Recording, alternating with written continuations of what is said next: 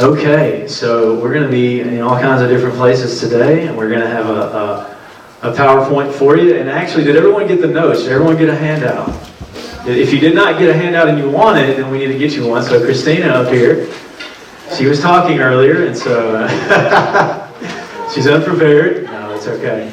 Terry back there up here. You need to make some copies. Yeah, that's my fault. I didn't make enough copies. So we're going to get you those notes.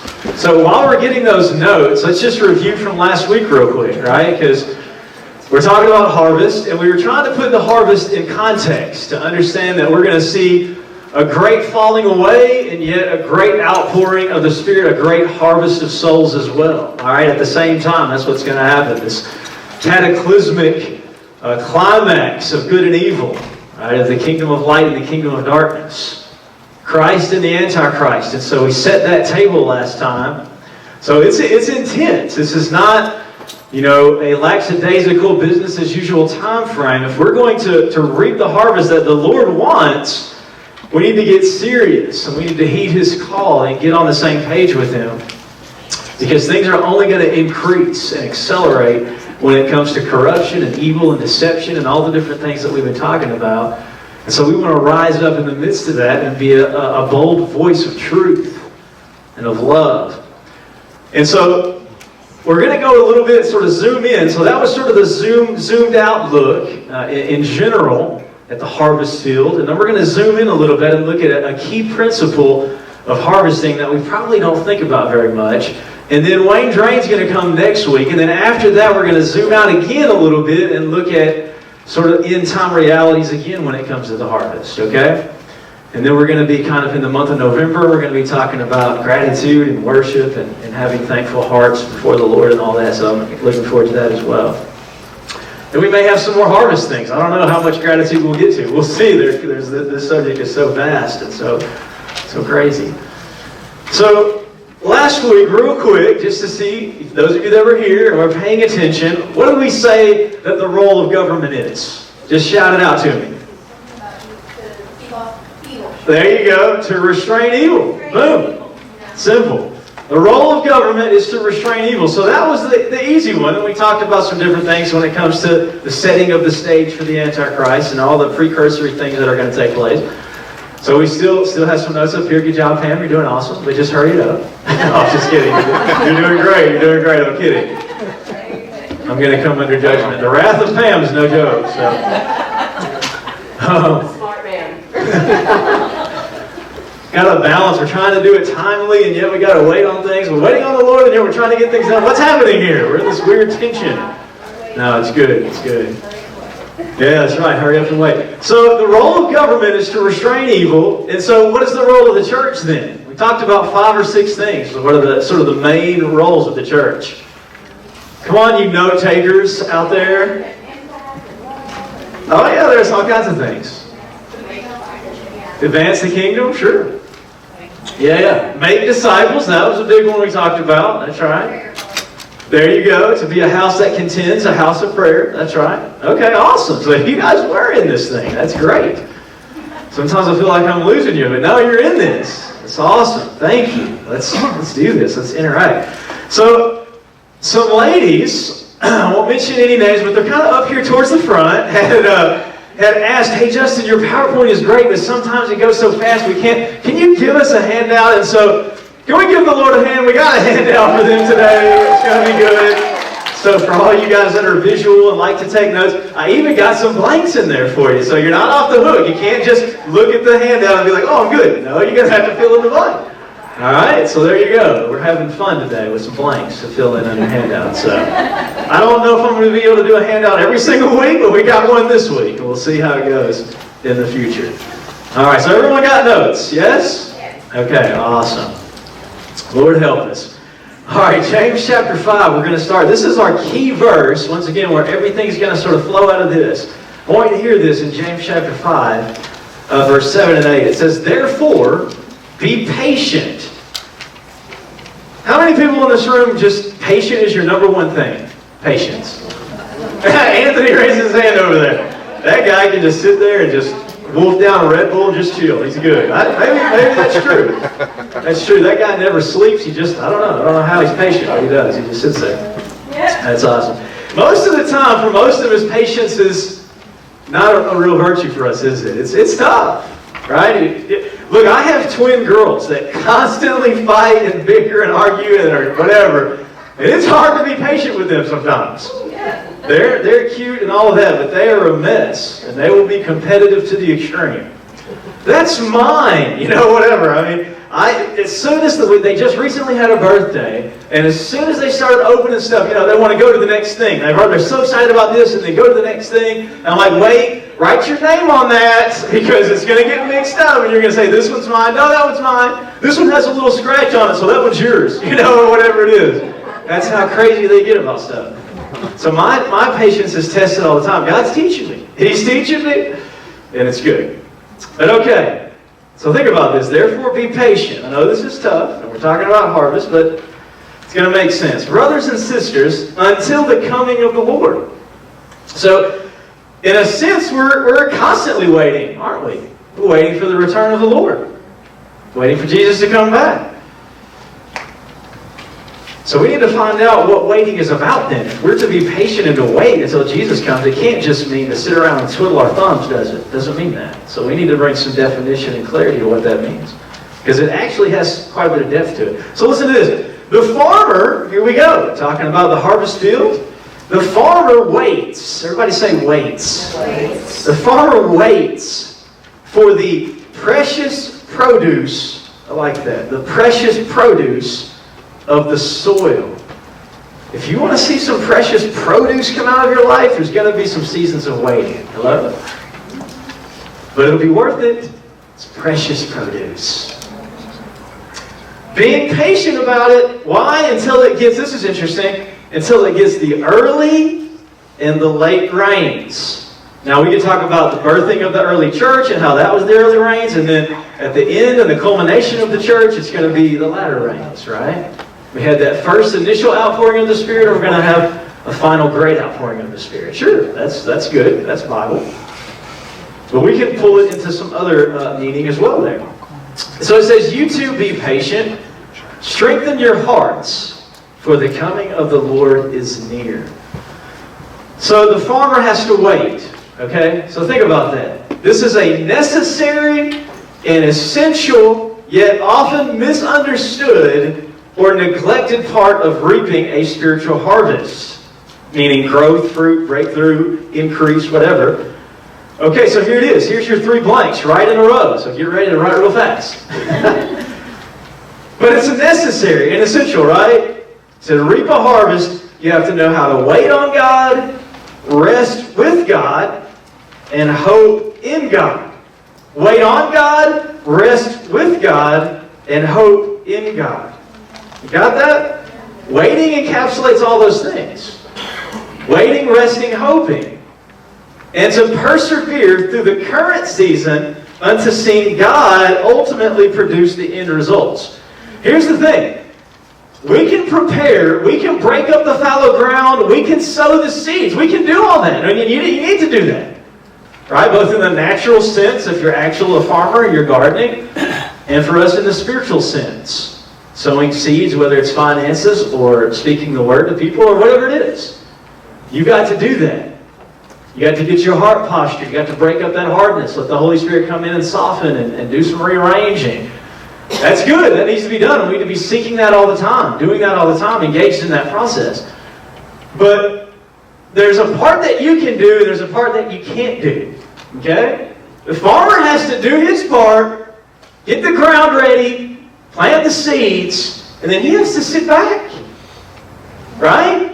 And let the it's a supernatural process to think that you plant this little seed in the ground, you cover it with some dirt, and somehow it's able to come up and produce a whole tree or a whole whatever it is.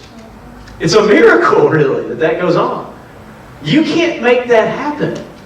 Right? Farmers just it's like the mercy of the Lord, let the mercy of the rain coming. Right? Right, Aaron?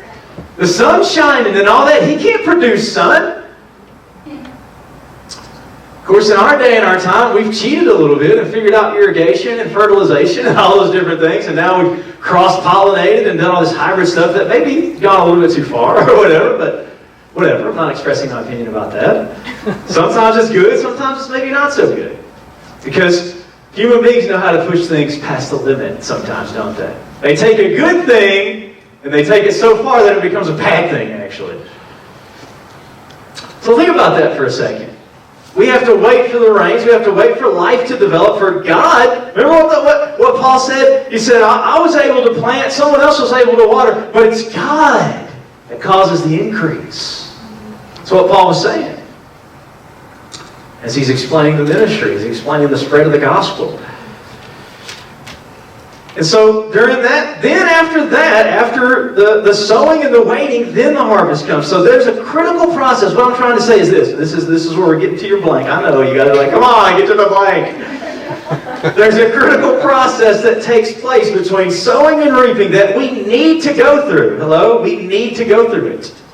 And we must cooperate. There's your word. We must cooperate with if we're going to see the fullness at the end of it. If you want to see that 30, 60, 100-fold growth, how did you do in the waiting process? That's the thing. We have to cooperate with it. Because most of the time, we want to resist, don't we? Most of the time, we'd rather go ahead and get out in front and do things and hurry up and figure it out. That's just how we are. Get her done, right? We have that mentality. We're a microwave generation. We want what we want when we want it. I want it now, so I'm going to make it happen. That's dangerous. Because we get outside of God's will. Right? It's something that's done in the flesh. Will that actually be able to produce? Will that actually be able to last? Will it actually be what the Lord wanted? Right? We have to cooperate with this process. Not resist it, not try to short-circuit it. And that's hard. Gary and I were talking about this a couple weeks ago. Because as you're having to wait on the Lord, that can be a little awkward. And it looks like you're foolish. Is he going to do anything? Hey, Justin, ask people at the house of prayer or wherever they're at in a ministry like that. You're like, well, what do you do? I wait on the Lord. Okay, well, what do you do? Well, that's what I do. I wait. I watch and I pray. Okay, well then what do? I just wait. There's people, that's what they do. Constantly waiting before the Lord. Constantly crying out day and night for justice. Constantly before the throne room. Worship and praise. Incense. There's houses of prayer all over the world. Even in Israel, there's houses of prayer that are being raised up. It's a global phenomenon that's happening to prepare the earth. Before things really start going down, there'll be pockets of refuge, pockets of mercy, pockets of the presence of God because of people that have given themselves to waiting.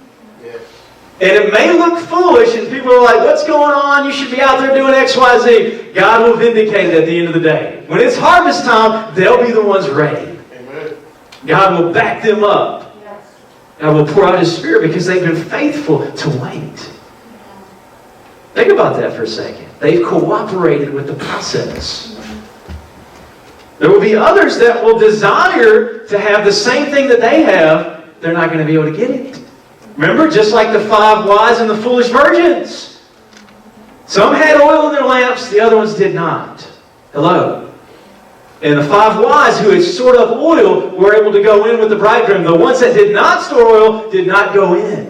So the door's going to be shut on some ministry, on the harvest field, on some power, hello, to those that don't get this. Hear me now. In an ideal world, I would want every single church, every single congregation, the body of Christ everywhere to be 100% and get in on this. But the fact is, some of them are not. And that's not to be elite or judgmental or whatever. It's just the facts.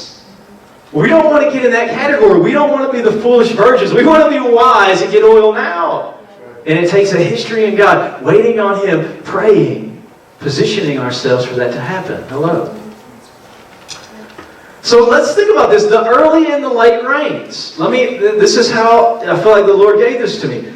God knows, okay, for us personally, individually, as a body, a family, a church, And then bigger than that, God knows how to get things moving in the beginning by sending us some water early on, here's your word, to inspire us and to get us in the flow with Him.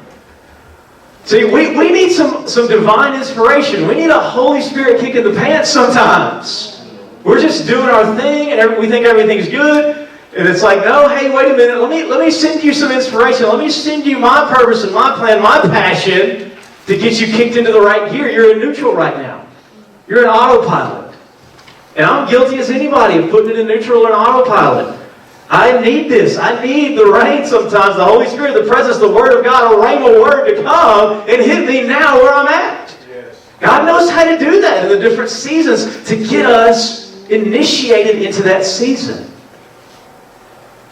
Thank you, Holy Spirit. He's the one who inspired the Word of God. If He was able to inspire this Word and all these books and all these men throughout history, do you think He can inspire little old us? Yes. He can. The question is, are we waiting and listening to receive it? So there's the thing. We get the early rains, and then, here's the thing. Then it's like, well, God, okay, you got me going now. I need a little bit more, and I get a little help. Where are you at? But that's the process.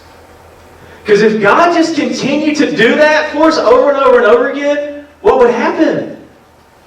We wouldn't grow up, would we? We'd be on the bottom. We'd be babies. Just letting God constantly do everything for us. Not taking any responsibility. No personal, hello. So here's the thing. God in His perfect wisdom and leadership, He waits. God waits. God's in the waiting. Think about that for a second. He waits. If you or I were God, if I was God, and I'm looking at Kevin, good old hard-headed, knucklehead Kevin, right? And, I'd be like, all right, Kevin, let me just hit you with this. And then Kevin's like, okay, God, thank you. I'm going to start plowing now. And then Kevin, in his stubbornness, just continues to plow. I'm like, wait, turn over here, Kevin. Kevin, I'd want to do another thing. I couldn't stand to watch my son just continue to go down this thing. Well, thank goodness I'm not God. God's like, okay, let me do some little things here and there. It's okay, I got this. But me, I just want to constantly fix everything. But that would cut the legs out from under Kevin. He wouldn't be able to get any spiritual muscles. He would just be stuck in this tunnel vision. Wouldn't be able to see anything else. You see what I'm saying? Yes. God is way more wise than us. We think we know how to orchestrate and do all this. We don't. We can't see the bigger picture. Every now and then God gives us little glimpses so we can take some steps out, or whatever. Is this making sense to anybody? So in His perfect wisdom and leadership, He waits before He sends the rain. He sends the early rain, then He waits for the late rain, right? The latter rain. That will ultimately bring us into maturity and fruition. Yes. It's going to happen. There will be fruit. There will be fruit that remains. And it will be mature fruit. It will be good fruit. This whole thing, once again, is about taking us from being infants into being mature adults, is what waiting is about. If you have a problem with waiting, if you have a problem with being able to sit yourself down and seek the Lord and listen to His voice, that's a problem. You'll be too dependent on church services. You'll be too dependent. You'll have codependent relationships, too dependent on the pastor, whatever it is. That's what will happen. You have to constantly have that from some sort of external source because you're not able to wait on God. Ooh. I didn't know I was going to get this, but there it is right here in the first section. We're already there. Now let's move on quickly now to Isaiah chapter 40, a verse that we all know probably pretty well. You've probably heard me talk about it before. Isaiah chapter 40. Skipping down to verse 30 and 31. Some of you can probably quote it to me. Though youths grow weary and tired, and vigorous young men stumble badly. All right, so me and Kevin, we're vigorous young men who stumble badly, right, Kevin? Yet those who wait for the Lord. will gain new strength. So even young people, as they run and gun, and they're all, energetic and passionate and whatever else, even they will grow weary and they will stumble. Yet, those who wait for the Lord will gain new strength. I like that. Will gain new strength. We're going to break that down. And it even goes on to say, they will mount up, here's the part you probably know, with wings as eagles. Why would you take the eagle? And, we have the eagle as our, national symbol, whatever. Eagles are a majestic, type of bird, right? They have this huge wingspan. They can go to huge heights, and they're predatory with their vision. Well, they're an amazing creature. We'll talk about that in a minute. Okay, so they will mount up with wings like eagles. They will run and not get tired. They will walk and not become weary. How many of you guys want to be able to run and not get tired and walk and not get weary? Well, what do we have to do? Wait for the Lord to gain new strength. Doesn't happen any other way. Sorry to say. So let's break this down then, and so we can get to your blanks. I know. The phrase, this is good. This will make me probably go faster. We won't be here for, whatever. The phrase to wait on, I like this. The phrase to wait on Yahweh. And we sang that song, Yahweh, a couple weeks ago. I love that song. Very, very unique. You don't hear a lot of songs that use the word Yahweh. But in the Old Testament, whenever you see the word Lord, guess what word that is? It's Yahweh. Wait on the Lord, wait on Yahweh. I heard somebody say this at the Ramp one conference we went to. He said, you know what? We use God and throw that around a lot, and it's fine. But he said, that's not actually His name. That's just His title. His name is Yahweh. God is His title. His name is Yahweh. And Yahweh is Yeshua. Jesus. Right? Yeshua is Yahweh. Anyway, I just love that. I love that. I just want to throw that out to you. Now, I'm not saying it's bad to say God. No, say, whatever. Just an interesting little thought there. So the phrase to wait on Yahweh, means to wait, here it is, with a sense of expectation. It's not just about waiting around and wishing for something and just being in this place of, I don't know. It's a sense of expectation. Okay? In other words, I'm expecting that what God said that He's going to do. Okay? Just like Abraham, who had to hope against hope. He had hope. He was waiting with expectation. Even to the point of when he finally did get his son, he said, the son, that God's asked me to sacrifice my son, God must be able to raise him from the dead. I expect that this is the promise. God's not going to fail on His promise, so I expect Him, if I have to kill my son, for Him to raise him from the dead. That's the kind of expectation that we're talking about. To wait on Yahweh with a sense of expectation for His help, right? To trust in Him, to put our hope and our confidence in Him. So here's your next blank. This does not imply inactivity or lack of personal exertion. Hello. Does not imply to just completely be inactive. Okay? It implies this, that our hope of aid and assistance and help, right, and our salvation and deliverance, our healing, our breakthrough, it's in Him. Him and Him alone is the one that's able to bring things to pass. That's the thing. We're depending on Him.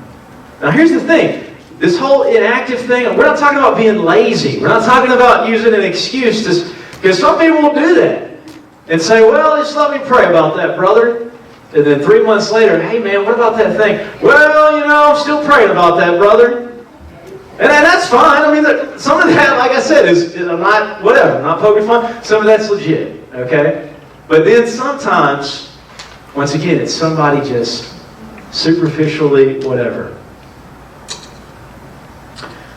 So what I'm saying is this. We don't want to go there. All right, once again, that's another danger zone. The man who waits for God to do what he himself ought to do, to save him without using any means of grace, any tools that God has given us, without the Word, without prayer, if we just think God should do it all, and I don't have any responsibility whatsoever, that's wrong thinking. That's stinking thinking. That's not faith, actually. It may appear to be faith. It's not real faith. You got to use what God gave you. You don't have to wait on the Lord to do the Bible. You don't have to wait on the Lord to obey the commands in the Bible. That's all. That's there. That's do that. You see what I'm saying? We don't have to wait and wonder, well, should I tithe? You know, whatever, all the things that we've been talking about stewardship. Do I really need to do? Yes, you need to do that. It's in the Bible. You have to wait on that. I'm talking about personal things, prophetic things in our lives, for our church, for our city, etc., that we need to wait on God about. Does that make sense? So the person that waits on God to do what he himself ought to do, and he doesn't use any means of God's grace, right? He'll not only be disappointed, but will provoke God's displeasure. Whoa. Interesting. Now, when God gets stirred, God gets jealous, because He's a jealous God, and not in the sense of a human being jealous emotion, in the sense of, I want the fullness of your destiny to come to pass. I want to mature you and grow you into the image of my Son. He's never going to stop doing that. He's never going to stop pursuing us. He's jealous after that. He'll do whatever it takes to get to us and get that junk off our heart and off our lives, because He loves us that much.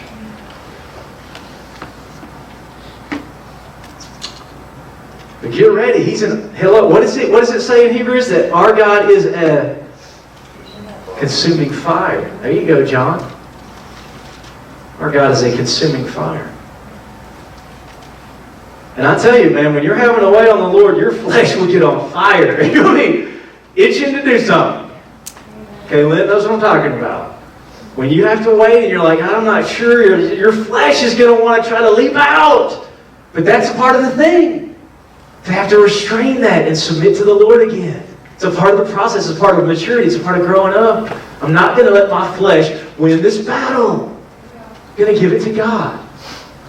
So sometimes the waiting actually reveals to us some of those weaknesses. It reveals some of those areas of our heart, of our lives, that are out of order. And we're like, I'm seeing things jump around because we need that sometimes to happen, don't we? If we're being honest. We want to be honest, don't we? We want to be authentic people. So let's move on quickly now. It says that those who wait, and we just talked about what waiting means and what it doesn't mean, they will gain new strength. So what does this mean? So this wording here, this phrase means to cause to flourish again. Now, think about just that word flourish. Just that word. Flourishing doesn't mean just doing the bare minimum to get by, does it? Flourishing means you're at the maximum amount of goodness. You're at the maximum amount of benefit. You're operating at the highest standard possible when you're flourishing. Hello? Do we have a God of just barely making it, or a God of flourishing and a God of abundance and a God of eternal? Hello? So what kind of God we serve? He wants us to flourish. Beyond just what the world has and what we consider normal or average, He wants us to be at maximum capacity. Do you guys want to operate at a minimum capacity or a maximum capacity? Just ask some questions. Are we willing to wait to have maximum capacity? It's used in the sense of renewing, okay? Because some translations say we'll renew their strength, right? It's a revival. We want to have revival. Guess what? It starts with us being revived. Causing to revive or to increase. I like this. This is this final portion of it. Listen to this. To restore that which is decayed. Think about that for a second. And the example is like a tree, right? A tree that has decayed and it's fallen down. He's talking about restoring even something that's decayed and that's fallen down to rise that thing back up again. Do we have a God that has resurrection power? Yes! And sometimes we got to get in a waiting process so our flesh can be crucified, because resurrection doesn't come before crucifixion. You crucify your flesh every day, then some resurrection power will come behind that. Anyway, I love that. To restore that which is decayed. We need some people, you're probably thinking of some friends and some family members right now that maybe were strong in the Lord at one point, or had some sort of experience or whatever, and now they've decayed and they've fallen down. Guess what? God's able to restore them. Yes. He wants to restore them. You're going to wait on Yahweh. So, a little bit further, so we got to get to your blanks, don't we? You got quite a few blanks, don't you? It means that, so what it means then, to gain new strength, as we look at those definitions, it means that the people of God who trust in Him will become strong in faith. They'll be able to contend with enemies, with spiritual enemies, to gain victory over sin, to complete their duties and assignments, and to endure and overcome the trials of life. You guys know we don't wrestle against flesh and blood. We're going to have to contend with spiritual enemies. We've got to gain the victory over our sin, and we want to complete our duties and assignments. I don't want to leave the earth. I want to be just like Jesus, who fulfilled all the Father's will. Before I leave this planet, what's going to take some waiting. And of course, we want to be able to overcome whatever trials that come our way. And once again, it's in the process of waiting that we gain that strength to be able to overcome. So let's look at this last phrase, and then we'll move on quickly. To mount up as eagles, okay? So think about this, right? We already talked about a little bit about some of the characteristics of an eagle, right? The image that you get is this huge wingspan, right? That's just like effortlessly just soaring in the sky. It doesn't even have to hardly flap its wings. It has wings, right, that allows it to soar and ascend further toward the sun than any other bird. It's able to get an altitude. That's why oftentimes they have their mountains and stuff. Their mountains. They have their nests high up in the mountains or whatever. That's where they're at. That's where they like to be. Like to be at the top, man, being able to look down. So this gives us some idea of why He's given us this imagery of an eagle that is ascending higher and higher towards the sun. All right? Don't we want to ascend higher and higher towards the S-O-N? Think about that. The Bible is so good. So this is what it means then. It means there's an elevation above the world. You get a perspective that's different from the world and the opinion and the media and everything else. You can rise above that and get heaven's perspective on things going on in your life and what's going on in the world. That's what that is. Rise above the noise and the junk. Elevation. That's what that is perspective. It's communion with God. It's a nearness to the throne. Hello. As an eagle ascends toward the sun, we want to ascend toward the sun. Nearer and nearer to His heart. Nearer and nearer to the throne room. Communing with Him. That's what this is about. Waiting is about communing. It's about perspective. When you commune with God, He's going to speak. He's going to give you His thoughts and His perspective. And thank the Lord for that. All right, so there we go. So now let's go quickly now through some of this other stuff. And then we're going to look at Psalm 130. So if you want to go ahead and turn there, it's great. It's a short song. In Psalm 131, these two psalms, these are songs of ascent. Okay, Psalms of ascent, this particular section of the Psalms. And I believe these two psalms are connected together. Psalm 130 and 131. Sometimes psalms actually go together when it comes to some of the writings of David and others. So we're going to look at Psalm 130 and 131 in just a minute. But before we get there, let me back up a second. I gave you the two sort of main verses about waiting and some of the process that goes on. What happens when we fail to wait? Because if you haven't gotten it yet, if it's not seriousness, if it hadn't hit home, let's talk about what happens when we fail to wait. And maybe all of a sudden that'll wake you up and get you sober about this topic. So failing to wait, what we're talking about here on your PowerPoint is the arm of the flesh versus the arm of the Spirit. Okay?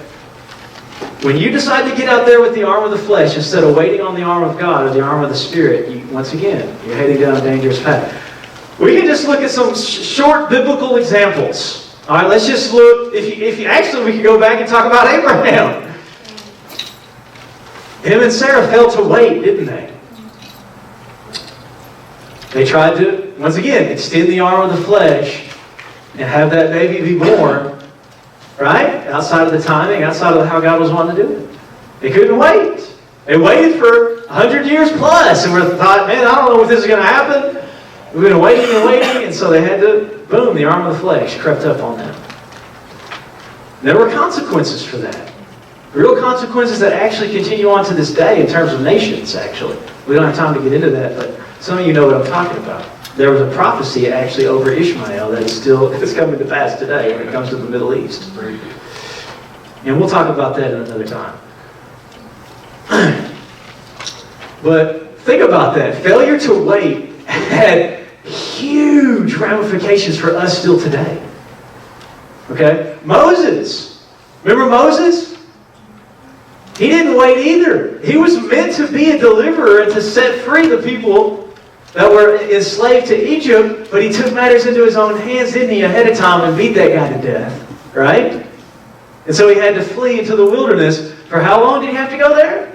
For 40 years, because he couldn't wait. God said, you couldn't wait. Guess what? You're going to wait big time. Think about that. You couldn't wait, so now I'm benching you. But there's a purpose in me putting you on the bench, because there's going to be a process. And I'm the coach, and I'm going to get you back in the game. But let me get you fit. Let me get you understanding the game plan. Hello? Yeah. You could look at Saul. We looked at Saul a little bit. We talked about David. Saul couldn't wait either, could he?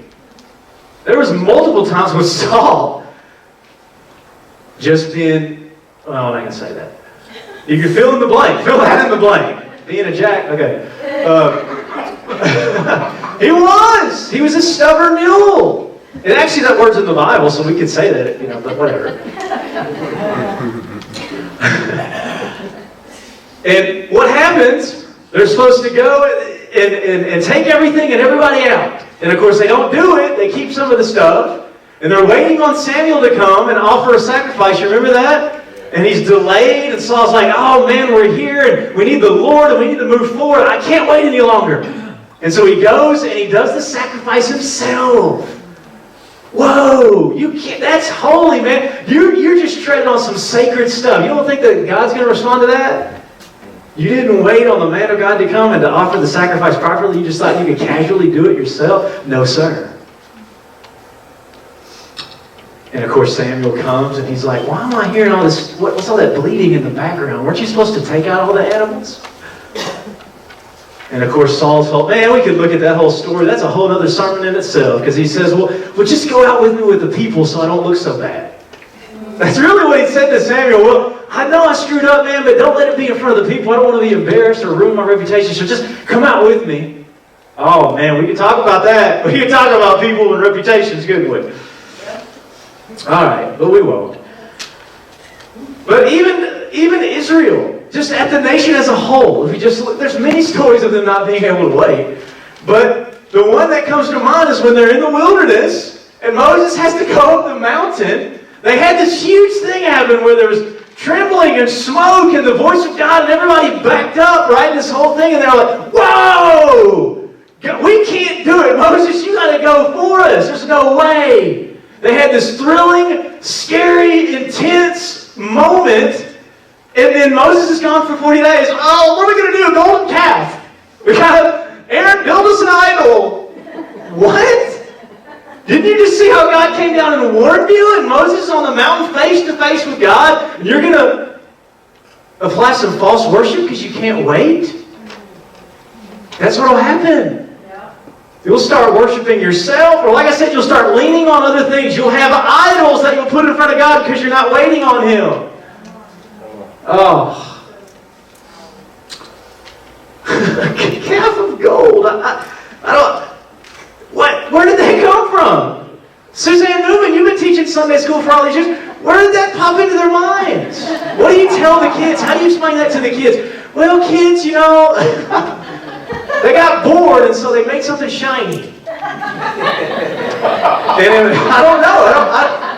And it was a cow and, milk and honey. Maybe that was the promised land. They were trying to make the promised land happen right there. I don't know. Have you ever seen the movie with Charlton Heston and all that? And the people are just drunk and just, you know what I'm saying? I mean, it's just like, what's happening? They thought they were going to have a party and just have the promised land right then and there. And that was such a counterfeit and so shallow and so... But they were caught up in it. All because they couldn't wait on the Lord. It was, let me tell you, He's worth waiting for. That little piddly thing you got going on there with the golden calf and the party is nothing. That's stupid. Oh man, it's worth the wait. Let's even look at real quick. Now, this has got to be triggering you a bit here. Even look at Satan's temptations to Jesus when He went in the wilderness. All of those temptations were about, Jesus, you don't have to wait. You're God. Go ahead. Turn these stones into bread. Throw yourself off the mountain and let the angels come and let everybody see you. Hey, you don't have to go to the cross. You don't have to come back a second time. You can have the kingdom and everything right now. That was about tempting Jesus to not wait on the Father's will and plan. That's what that was. Think about that. The ultimate temptation that Satan could come up with was to say, don't wait on God. Don't wait on your Father. Do it your way instead. Short circuit this thing. Take a shortcut. Take an easier path. Don't go to the cross. You don't have to.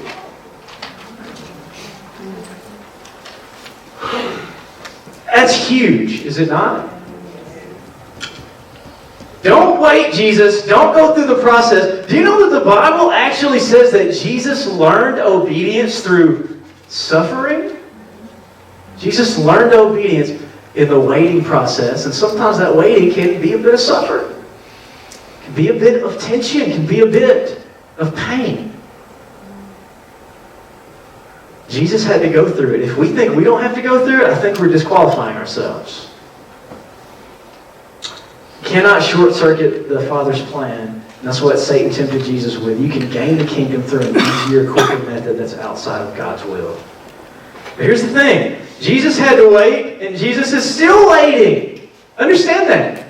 Remember when they were asking Him the questions about the times and when He was going to return and all this, and He said, no one knows the day or the hour, not even the angels, not even the Son of Man. Only the Father knows. Even Jesus, in this moment, is waiting for the Father to say, okay, it's time. Jesus is having to wait, even now. Well, Jesus, what are you doing? Well, I'm at the right hand. I'm just waiting. Well, shouldn't you be doing more than that? No, I'm just waiting at the right hand. Waiting on the Father. Now, obviously, He's interceding. It's once again, He's not being inactive. But just get that picture in your mind. Of course, Jesus in the book of Revelation, He walks among the lampstands. Which is what we want. We want Him to walk amongst us as the church. On His presence. Okay, so why is He waiting then? So let's get to your blanks. Let's get to some of this. Why is He waiting? Number one, this is pretty simple. He's waiting so that Scripture can be fulfilled. And everything else is going to pass away, heaven and earth, but His Word will remain forever. And so every jot and tittle of this has got to come to pass. He's not a man that He should lie. He's going to allow His Word to be fulfilled, every single bit of it. So there are things that still remain to be fulfilled in Scripture. That's why He's waiting. Obviously, He's waiting so that more people can come to know Him, right? We know that He's not slow in His coming, but He's patient, not desiring that any would perish, right? But that all would come to the knowledge of salvation. That's what the Bible says. So this whole process and all the things that are going on that we talked about last week, it's going on for a reason. It's a process. It's God's mercy and His grace to allow things to develop like this and to teach us to wait. He's waiting so that the full number of Gentiles can come in, okay? In other words, that the gospel of the kingdom can be preached to all nations. And when that happens, and there's a reality of prayer, there's a reality of Spirit-filled worship, and the Holy Spirit moving in power and signs and wonders and all of that, it's going to provoke Israel to jealousy. That's the whole thing coming full circle. You want to talk about a harvest? It's going to be one new man. It's going to be Jew and Gentile coming together as one flock. That's the ultimate harvest that Jesus is after. That's why he's waiting. He's waiting for that process to happen. Gentiles and Jews. And so when the full number of Gentiles comes in, once again, when the full number of people that are non-Jews get saved, boom. Something's going to happen as far as God's movement on the earth. Then lastly, and there's many other things besides this, but he's also waiting for this. And this is kind of what I've been saying. So that mankind can witness the truth about the depths of their own pride and their own brokenness. And so they can witness the truth about the grace, the power, and the wisdom of God. Ultimately, all these things are playing out so that mankind can see the truth about who He is. And who we are in comparison to Him. We're nothing without Him. We need Him. We need a Savior. We need a Redeemer. He's the only one that can bring the restoration of all things. So that's what it's about. There it is. Put the next one up there. Come on. There it is. I'm going to have to keep turning around to make sure Robert's doing what he's supposed to be doing. Every time I turn around, Robert, that's a few seconds that you're going to have to stay in service. So think about just messing with you, Robert. You're awesome. So get this then. Ultimately, we just talked about Jesus having to wait. Jesus is waiting on the timing and the direction of the Father. We also need to wait on the timing and the direction of the Father. Okay, so think about this last thing before we get into Psalm 130. We're going to go quickly through that. Think about this then, okay? If it still hasn't quite registered in your brain. The beginning, okay, and the birthing of the church came out of the mandate to wait. Did it not? What did Jesus tell them? Go and wait. Go and wait. Wait for what? Well, they didn't really know. We talked about that kind of in a comical way before. We're just waiting on God to move, do something. Waiting on the Spirit. I'm sure it got really awkward, as we talked about in that upper room. For days and days as they waited.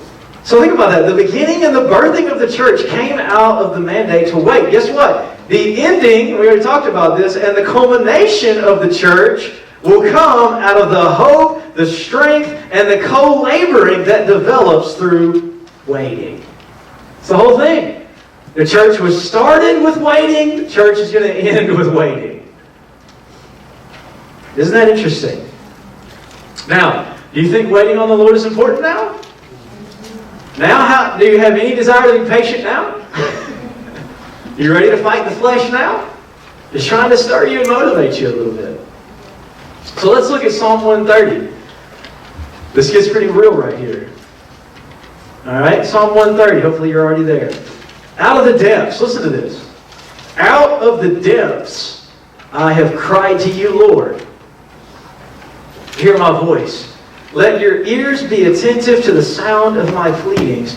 If you, Lord, were to keep account of guilty deeds, Lord, who could stand? But there is forgiveness with you, so that you may be revered or be feared. Listen to this now. So he says that, out of the depths I've cried to you, and all this. He says, I couldn't take it if it wasn't for your forgiveness, okay? It says, I wait for the Lord. My soul waits. And I wait for His word. 3 times he uses a word. I wait for the Lord in one sentence. My soul waits, and I wait for His word. Then he says it again. My soul waits in hope. There it is. My soul waits in hope. That's the key. For the Lord, listen to what he says. He gives us a little word picture here. My soul waits in hope for the Lord more than the watchman for the morning. Yes, more than the watchman for the morning. Israel, wait for the Lord. For with the Lord there is mercy, and with Him is abundant redemption. I love that. Not just a little bit of redemption, abundant redemption. And He will redeem Israel from all his guilty deeds. What a great psalm. So think about that. He starts it out with, out of the depths I have cried to you. There's this tension, there's this thing. What happens in waiting, all right, this tension that's there, it causes a sense of desperation and hunger to arise within us. That's what's happening here. Oh God, out of the depths I'm crying to you. I'm in this waiting. I need you. I'm pressing in. I've got nowhere else to go, right? This desperation and this hunger that says, God, I need you. You alone are my source and my strength. You alone can heal, deliver, and empower me. You alone have the power and the answer. You alone, or what the disciples said, have the words of eternal life. Out of the depths I've cried to you. You alone, this desperation, this hunger rises up in him. And he says, man, I couldn't make it in this tension if not for your mercy, if not for your grace, if not for your forgiveness, if not for you helping me in this, empowering me. I couldn't do it. I couldn't stand. I couldn't wait. But in the tension, in my pain, in my situation, you come and you meet me. And he says, so I wait for the Lord. My soul waits. I wait for His word. My soul waits in hope more than the watchman for the morning. So let's just give a definition real quick about what waiting is. We've talked a lot about it and we've looked at some things. Waiting is this. It's quieting ourselves in stillness with eager expectation as we watch for the Lord's word, His promises, and His activity in our lives. Super basic definition. Quieting ourselves in stillness with eager expectation as we watch for the Lord's word, promises, and activity in our lives. And once again, we've encompassed, there's a lot more to it, but in a simple definition, there it is. And here's the thing. This desire, this trust, this whole thing, this desperation that arises, it keeps us looking through the dark night until the light of day shines through. That's why he gives that watchman wait for the morning reference. If you're a watchman, you're a guard, you're a soldier, and you're having to defend the city, and there's a wall, and you're at your post, and you're pacing back and forth or whatever, you're probably getting sleepy, probably getting hungry, you're probably like, I can't wait till some relief gets here, the day shift gets here so I can get off of this. You're waiting for that sun to come up. Because all through the night, when does the enemy usually attack? They come on the cover of darkness. So you're pacing, you're like, oh man, I'm watching, I'm ready for the day so I can see. Right? Think about that. That image of a watchman waiting for the morning. We're that same way, saying we're going to get through this long night of the soul, this season that's going on. I'm looking for the daylight. I'm looking for God to bring an answer, to come and meet me in this place. What a picture. That's what we're talking about here. So let's look at Psalm 131 now. Like I said, these two psalms are connected. This is a super short psalm. Listen to this, but it's packed with some good stuff. It says, Lord, my heart is not proud, nor my eyes arrogant, nor do I involve myself in great matters or in things too difficult for me. Listen to what he says. I have certainly soothed and quieted my soul. Listen to what he says. He gives us another picture here. Like a weaned child resting against his mother, my soul within me is like a weaned child. Israel, listen to what he says. Wait for the Lord from this time on and forever. Apparently forever we're going to be waiting on the Lord. Not just when He comes the second time. We're going to continue to wait on the Lord.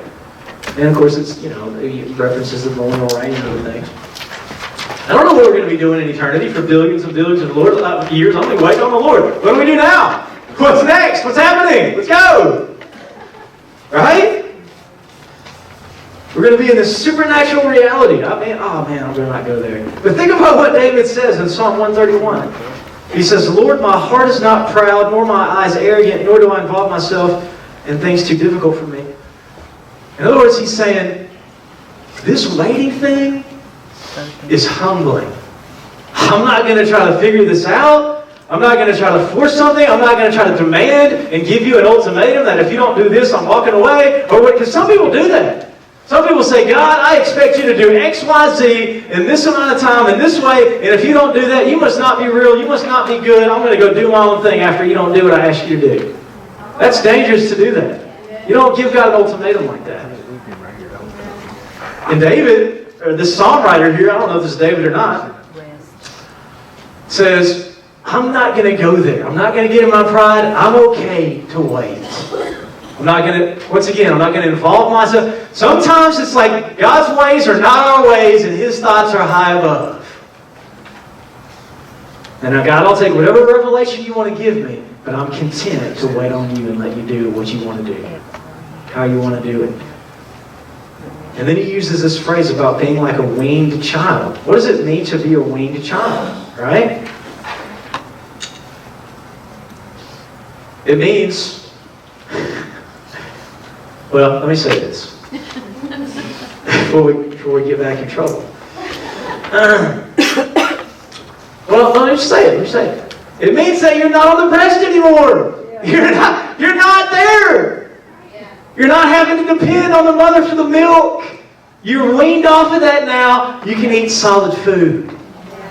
Can anybody see what's happening from the natural to the spirit here? Yeah.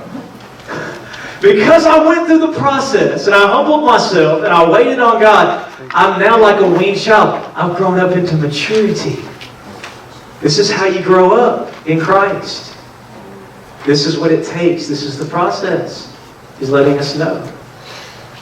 And let me say this. I had at one time, me and my brother had a discussion. There was a time where he was serving at the International House of Prayer in Kansas City as an intern and doing some different things. And they had all these different experiences and people would be giving their testimony.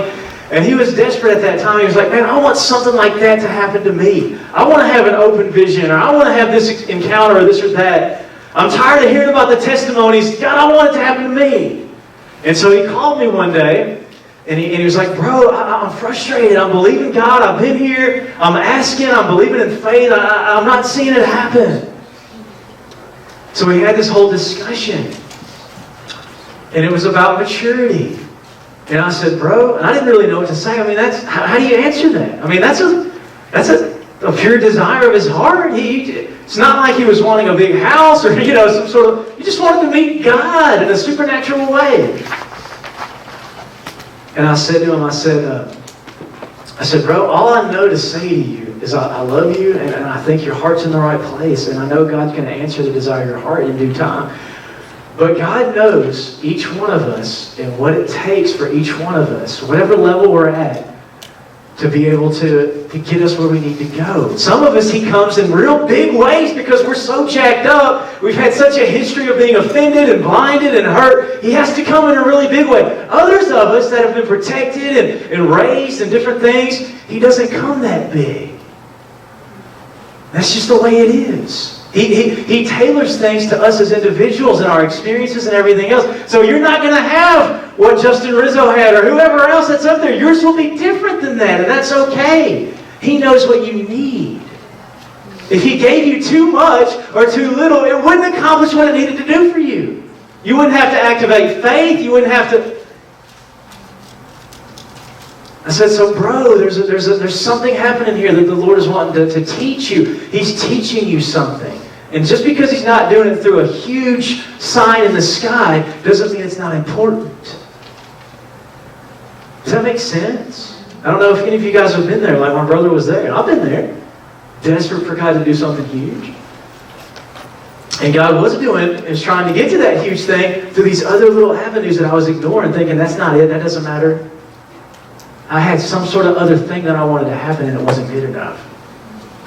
God was saying, well, if you just submit to these things, you get to where you actually ultimately want to be. So with all that said then, let's get to your final blanks here. So there's a certain humility, right, in recognizing our own bankruptcy. I chose those words on purpose. There's a certain humility in recognizing our own bankruptcy and our inability to bring about change or to grapple with things in our own strength. However, there is, this is what we've been talking about the whole time, a maturity that comes as we learn to lean into God, to learn His ways, to hear His voice, and to stay the course, even if we don't experience the direct presence or the manifestation of breakthrough around us. Now that's huge. Remember in Psalm chapter 10, we just read how, why are you hiding yourself, God? Sometimes He withdraws His direct presence because He's trying to wean us. Right? That's what He's doing. He's saying, come out a little bit further. Use your faith a little bit more. Continue to seek me. Continue to trust me. I'm hiding myself for a season because there's a process that's happening in the waiting. Without the direct presence or without the manifestation of breakthrough, will we continue to wait? Will we continue to trust? Will we continue to have that eager expectation? Because I'm not saying this is easy. I'm not saying that it's glamorous. But once again, I am saying it's the only way to mature. And it's the best way to get where we're going. It will bring us into fullness. It will bring us into our destiny. What I am saying is, it is worth the wait. Can anybody say amen? Amen. So let me just do this. Let me read this last thing to you. It's just really out of a commentary that I read about this subject matter. And this guy just said all this different stuff. And I was like, man, I'm just going to read that verbatim as it is. I want you to listen to this. And it was too long for me. I was too lazy to type it up and put it in your notes or in your PowerPoint. Let me just read it to you. I want you to just listen to this for a second as we prepare to close here. Listen to this. The Lord is to be waited upon for the manifestations of himself, who sometimes hides himself, but he is to be waited for, since he has his set time to show himself again, and his presence is worth waiting for. Also for the performance of his promises, which may be expected from his perfections. I like that. We can expect the performance of his promises because of his perfections. I like that. The nature of the promises is their being in Christ. Likewise for answers of prayer, and for the fresh discoveries of pardoning grace and mercy. And as Old Testament saints waited for the first coming of Christ, so New Testament saints for his second coming, and for eternal glory and happiness. That's what we're waiting for. Eternal glory and happiness. And those that do this, those that wait upon the Lord, this is what he said, such shall renew their strength, which is to be understood of spiritual strength in the heart and the graces of the Spirit there. It supposes, listen to what he says here, it supposes strength received already, which natural men have not, but converted men have. Think about that. Strength that you receive already, which people that aren't saved don't have. And so, when they see us in this process, they say, what kind of strength is that? How are you able to persevere through that? They don't have it. They're like, how do you have it? Here it is.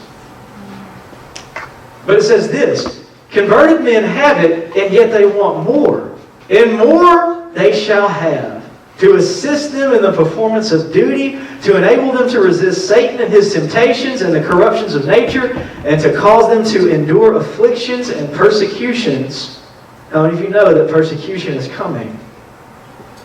And if we're going to be ready for it, it's going to take waiting before the Lord. To endure afflictions and persecutions patiently, and to persevere unto the end. What does it say, Brenda? What those that endure to the end shall be saved.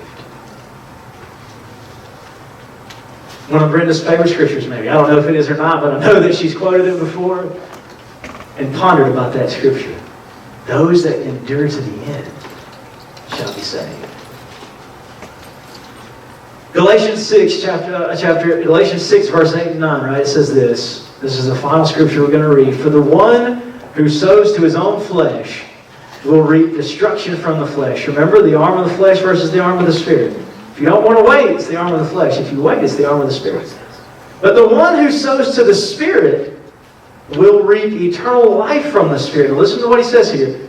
Let us not become discouraged in doing good. Now, what does he say? For in due time. There's a wait. There's a process. But in due time, what does it say? We will reap if we do not become weary. Don't become weary in the waiting. Some of you have been in a waiting season for a long time. I've been in a waiting season for a long time.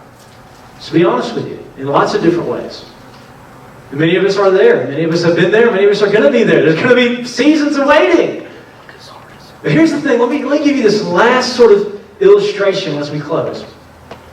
So in the waiting, in this process that seems, this tension that we're in, right? it seems like we're just going up this hill. It's just like, right? And then looking around and, oh, there's an eagle way up there. Man, I wish I was up there already. You're just continuing to climb, one thing at a time, getting secure, whatever.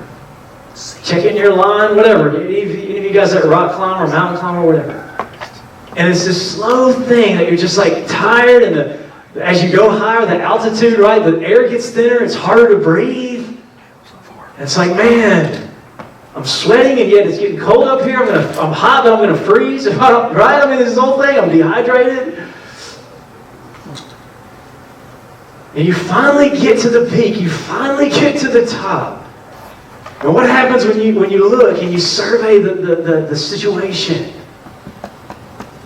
You think it's worth it? You think when you're able to take in all that glory, when you're able to look at the scope of what you just did and what you were able to climb and accomplish, and then look at all that and breathe and rest and say, I made it to the top.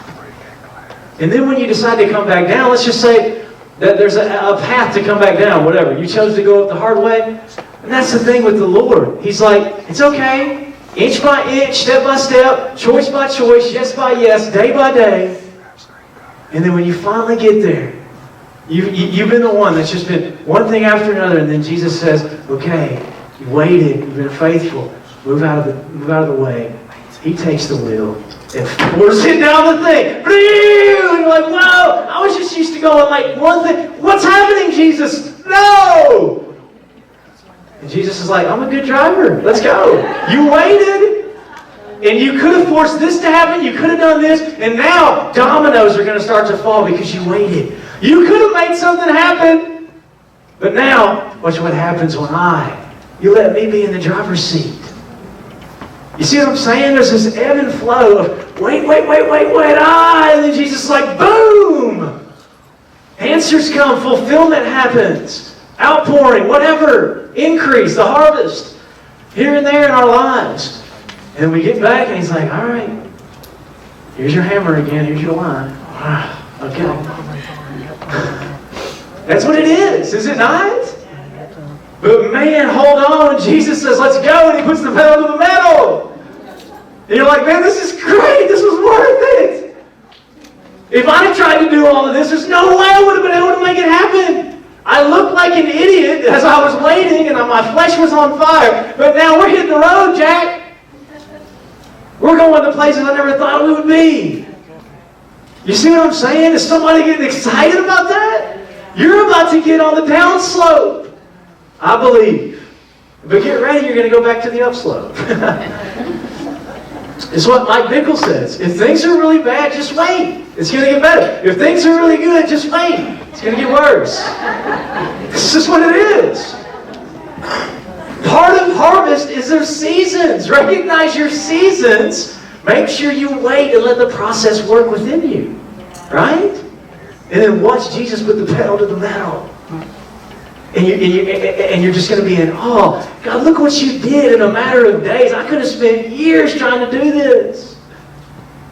Maybe you did spend years in the waiting, and then all of a sudden, He breaks through. Man, I hope you guys have been blessed this morning.